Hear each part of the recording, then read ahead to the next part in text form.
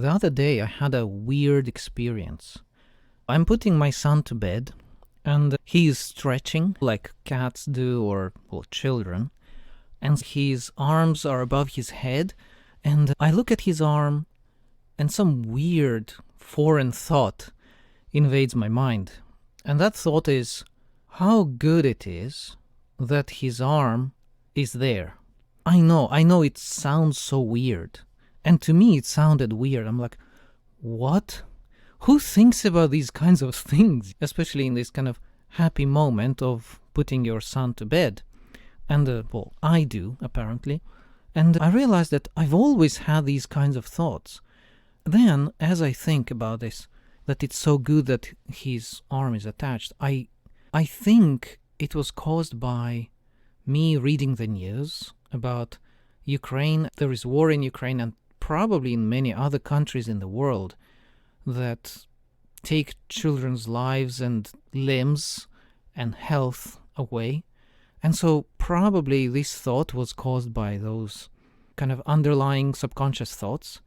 But at the same time, as I had this thought, and it lasted just for like half a second, it was such a instantaneous thought that just came and went as an image. I thought, oh my God, I imagined myself picking his arm that would be torn off his body. And I know how it sounds. To me, it sounds weird saying these thoughts. But this is reality that unfortunately many parents have to live through in their life. I think if we expose ourselves, if we allow ourselves to have these kinds of thoughts, we are becoming more resilient. And let me explain why. And this is not only my experience, this is not only my opinion. This is actually based in wisdom, ancient wisdom, and modern research. So the ancient wisdom section of this is Memento Mori. It's a Latin saying that means remember death. As I get older, I realize that the ideas and philosophies and thoughts that have survived ages, like Memento Mori, is not a new idea. It's Latin. It means it's at least 2,000 years old. And if it survived for 2,000 years, it means it carries a lot of value. It means it actually works. It means that it helps. People carried it in their minds all these years. So that's one point. So this is not just me being crazy in this moment. This is not just me being anxious about injury and bad things. This is actually a philosophical idea from thousands of years old. And one more thing is, I actually found out that in the University of Kentucky, they conducted an experiment that was based around this very idea of thinking and remembering your own mortality. So what they did is this. They took participants and they divided them into two groups. The first group was instructed to think about a painful visit to a dentist. So we all hate dentists. And no, we don't hate dentists, we hate going to dentists, right? And so that group was instructed to do that. It's a painful experience, but not quite lethal. And another group was instructed to think about dying and to think about like mortality. And then what they found out after they've done some tests following these experiences, so they did some tests, and they found out that the group who was instructed to think about mortality had higher instance and higher strength of unconscious positive emotions. So none of these people felt happier after thinking that. However, unconsciously, they were more inclined to find good things, to look on the bright side, to experience better, more positive emotions.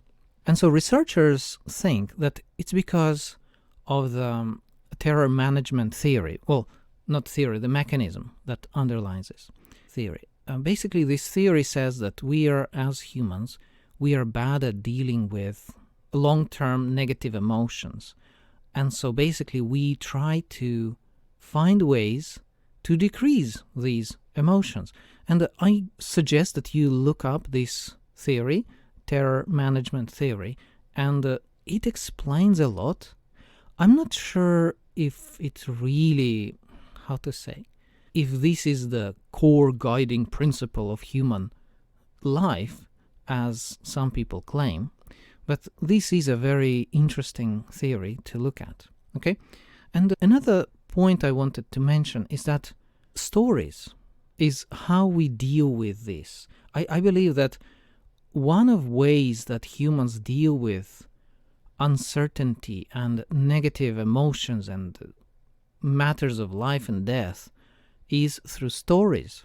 And you can think of any good story. You remember there was some kind of crisis. And the higher the stakes, the more involved we are. And so, of course, the stories with the highest stakes would be involving death of somebody.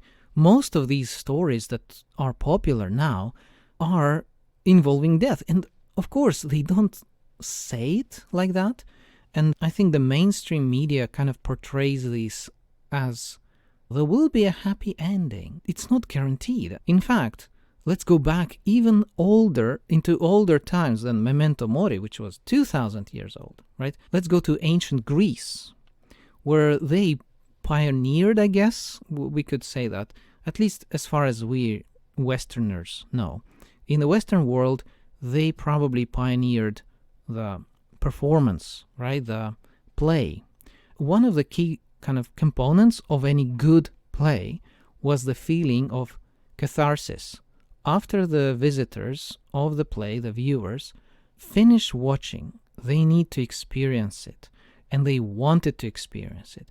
And any good play, if it was any good, it was supposed to evoke this state of catharsis. Basically, it's a relief from suffering.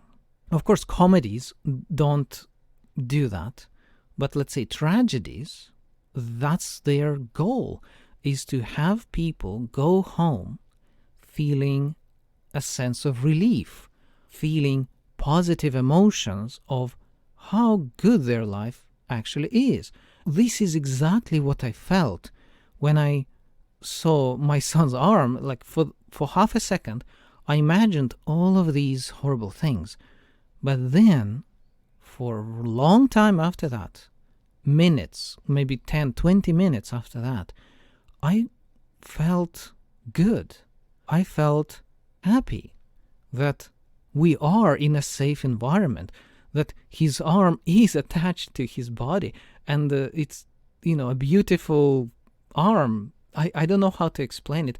I felt such a sense of happiness and joy that everything is good. And I believe that these 2 points, the stories that we tell ourselves, and this sense of appreciation, they are skills. They are skills that build your resilience. What do I mean by that? I think the core component of any story is to give meaning to events. Why? We humans, for some reason, nobody knows why probably, we try to attach meaning to almost anything that happens.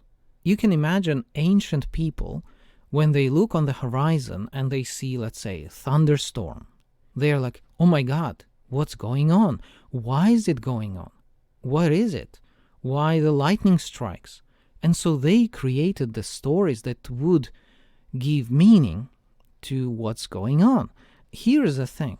When something bad happens in your life, when something really bad happens, I don't mean like, oh no, it's raining today, I got wet. No, it's death, tragedy, horrible accidents. If you are honest with yourself, you know that this can happen to you, to your family, to anybody you know. Nobody is, safe from accidents, right? And so when things like that happen, this is when you need these skills of giving meaning to certain events and appreciation. So let me tell you a story. When my son had cancer when he was 2 years old, it was spring, and it was an unusually cold spring. Almost every day it was cloudy and windy, and it was a north wind, and it was a very, very cold wind. And of course, this whole situation of my son being in hospital, and he would either lose his eye or his life, and it was a really hard situation for me. And we had to go to hospital every day.